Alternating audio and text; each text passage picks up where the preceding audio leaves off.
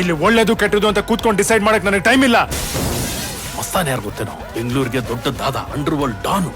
Immediate ಆಗಿ ಊರ್ ಹೊರಟ್ಬಿಡೋ. ಅಲ್ಲಿವರೆಗೂ ಏನ್ ಮಾಡೋದು ಅಂತ ಗೊತ್ತಾಗ್ತಿಲ್ಲ. ಸರಿ ಬನ್ನಿ ಹೋಗಿ ನೋಡೋಣ ಯಾರಾದ್ರೂ ಸಿಗ್ತಾರೇನೋ ಅಂತ.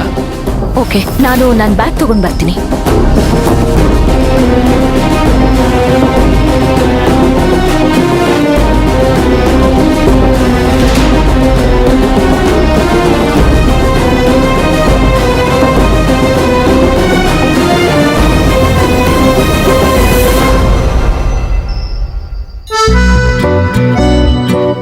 ಈಗ ಏನ್ ಮಾಡೋದು ಸುಶಾಂತ್? ಇಷ್ಟೊತ್ತಲ್ಲಿ ನನಗೂ ಏನ್ ಮಾಡ್ಬೇಕು ಅಂತಾನೆ ಗೊತ್ತಾಗ್ತಿಲ್ಲ. ಏನಾಗ್ತಿದೆ ಲೈಫಲ್ಲಿ ಇದು ಫಸ್ಟ್ ಟೈಮ್.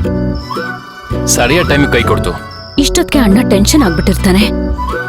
ಈ ತರ ಇದ್ದೀನಿ ಅಂತ ಗೊತ್ತಾದ್ರೆ ಅವನೇ ಬಂದ್ರು ಬಂದ ಹೇಳಕ್ಕಾಗಲ್ಲ. ಏನ್ ಮಾಡೋಣ? ಸುಶಾಂತ್, ಅವ್ರ ಹತ್ರ ಹೋಗಿ ಏನಾದ್ರೂ ವಿಚಾರಿಸೋಣ ಬಾ. ಹಾ,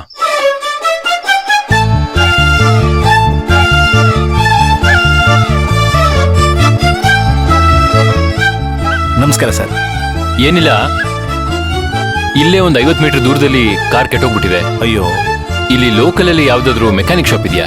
ಈಗ ಇಷ್ಟೊತ್ತಲ್ಲಿ ಅದು ಓಪನ್ ಇರಲ್ಲ ಸರ್. ಹೋಗ್ಲಿ, ಟ್ಯಾಕ್ಸಿ, ಕಾರ್ ಆ ಥರದ್ದೇನಾದ್ರು? ಇವತ್ತು ಕಾಲ್ ಟ್ಯಾಕ್ಸಿಯವರು ಸ್ಟ್ರೈಕ್ ಮಾಡ್ತಿದ್ದಾರೆ. ಲೋಕಲ್ ಕ್ಯಾಬ್ ಸಿಗುತ್ತೆ, ಆದ್ರೆ ಟೈಮ್ ಮಾತ್ರ ದೇವರನೇ ಗೊತ್ತಿಲ್ಲ. ಅಯ್ಯೋ, ಅಲ್ಲಿವರೆಗೂ ಏನ್ ಮಾಡೋದು ಸರ್? ಬೇರೆ ಏನಾದ್ರು ಆಪ್ಷನ್? ನಿಮಗೆ 2 ಆಪ್ಷನ್ ಇದೆ. ಲೋಕಲ್ ಟ್ಯಾಕ್ಸಿ ಬರೋವರೆಗೂ ರೂಮಲ್ಲಿ ಕಾಯ್ಬೋದು. ಅಲ್ಲಿವರೆಗೂ ನಿಮ್ಗೆ ರೂಮ್ ಕೊಡ್ತೀನಿ, ನೀವು ಹೋಗಿ ಫ್ರೆಶ್ ಅಪ್ ಆಗ್ಬೋದು. ಅಷ್ಟು ಮಾಡ್ಬೋದು. ಇಲ್ವಾ, ಬೆಳಗ್ಗೆವರೆಗೂ ರೂಮ್ ತಗೊಂಡು ಆರಾಮಾಗಿ ರೆಸ್ಟ್ ಮಾಡಿ ಬೆಳಗ್ಗೆ ಹೋಗಿ. ನೀವು ಕಾರ್ ಕೀ ಕೊಟ್ರೆ ನಾ ಗಾಡಿ ರೆಡಿ ಮಾಡಿಸ್ಕೊಡ್ತೀನಿ. ಸರ್, ಒಂದ್ ಕೆಲ್ಸ ಮಾಡಿ, ಒಂದೇ ರೂಮ್ನ ಕೊಟ್ಬಿಡಿ ಸರ್. ಸುಮ್ಮನೆ ಲೇಟಾಗಿ ಹೋಗುತ್ತೆ, ರಿಸ್ಕ್ ಮಾಡ್ಕೊಳ್ಳೋದು ಬೇಡ. Good option.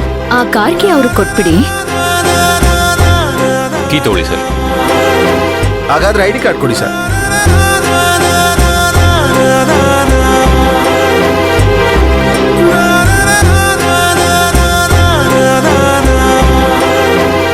ಸರ್, ಅದು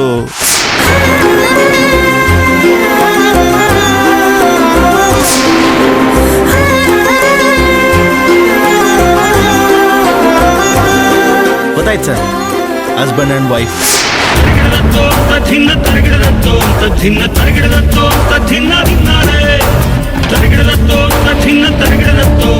ಸರ್, ಪೇಮೆಂಟ್ ಮಾಡ್ಬಿಡ್ತೀರಾ?